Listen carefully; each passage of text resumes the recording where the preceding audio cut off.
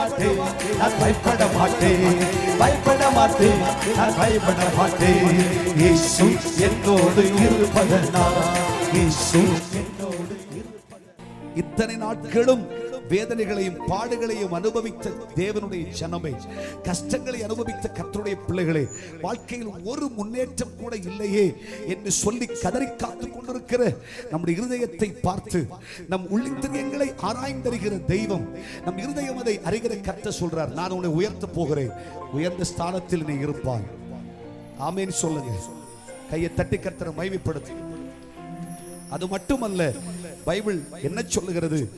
நீ வயலிலே விளையும் பலனை புசிக்கும் காலம் இது. ஆமென் சொல்லுங்க. அர்த்தம் என்ன?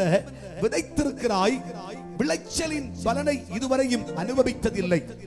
வேலை செய்கிறேன், நன்றாய் உழைக்கிறேன், ஆனால் சம்பளத்தில் சந்தோஷம் இல்லை, சம்பளத்தினாலே வீட்டிலே புசிக்க முடியவில்லை, ஐயா பொறிப்பாய் இருக்க முடியவில்லை, மகிழ்ச்சி இல்லை, சம்பாதிக்கிற பணமெல்லாம் பொத்தலான பையில் எடுக்கிறது போல் போய்விடுகிறது, சம்பாதிக்கிற பணமெல்லாம் 5 காசுக்கு பிரயோஜனம் இல்லாமல் போய்விடுகிறது, எல்லா மாதமும் கடன் கடன் கடன் கடன் என்ற கஷ்டம் உன் வாழ்க்கையில். இந்த மாதம் கர்த்தர் சொல்கிறார், நீ உழைக்கிற பணம், நீ உழைக்கிற நன்மைகள் உன் வீட்டிலே தங்கும், உன் பிரயாசத்தின் பலனை நீ சாப்பிடுவாய், உனக்கு பாக்கியமும் நன்மையும் உண்டாயிருக்கும். கர்த்தர் அதை செய்ய போகிறார். இந்த மாதத்தில் நீ என்ன செய்தாலும் அது வாய்க்கும், அது நடக்கும். கர்த்தர் அதை நிறைவேற்றி தருவார்.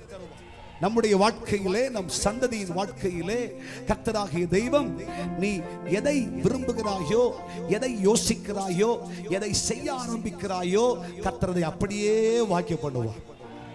ஹல்லேலூயா. இத்தனை நாட்களும் பட்ட பிரயாசத்தின் பலன் கர்த்தர் தருவார். இவ்வளவு நாளும் உழைச்சி என்ன பயன் ஆண்டவரே? கஷ்டப்பட்டு உம்முடைய சமூகத்தில் ஓடி வந்து உம்மை தேடி நாடி ஜெபித்து எவ்வளவோ தூரத்தில் ஆண்டவரும் சமூகத்துக்கு வருகிறோம். இத்தனை நாட்களும் சமூகத்தில் உம்மை நாடி வந்து என்ன பயன்? கண்ணீர் வடித்து தெய்வ சமூகத்தில் ஜெபித்ததின் பலனை நீ காண்பாய், உபவாசித்ததின் பலனை நீ காண்பாய், வேண்டுதல் செய்ததின் பலனை காண்பாய், முழங்காலில் நின்று கதறியதின் பலனை காண்பாய்.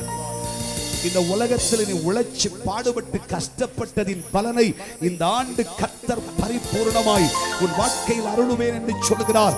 கர்த்தர் அதை புசிக்கும்படி கொடுப்பார். நீ சுகித்திருப்பாய், அதை அனுபவிப்பாய். சம்பளத்தை கண்ணால பார்க்கிறது இல்ல, அதை கையில வாங்கி வீட்டுக்கு எடுத்துட்டு போய் நீ அதை புசிப்பாய். ஆமென் சொல்லுங்க.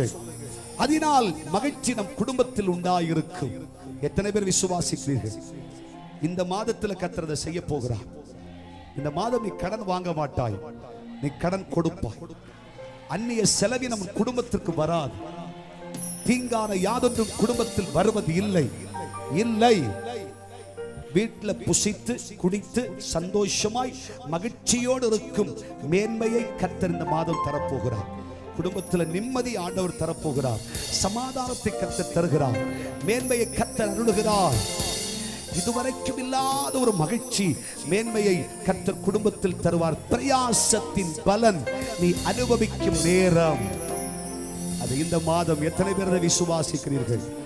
பயப்பட மாட்டேன், நான் பயப்பட மாட்டேன், பயப்பட மாட்டேன், நான் பயப்பட மாட்டேன். இயேசு என்னோடு இருப்பதனால், இயேசு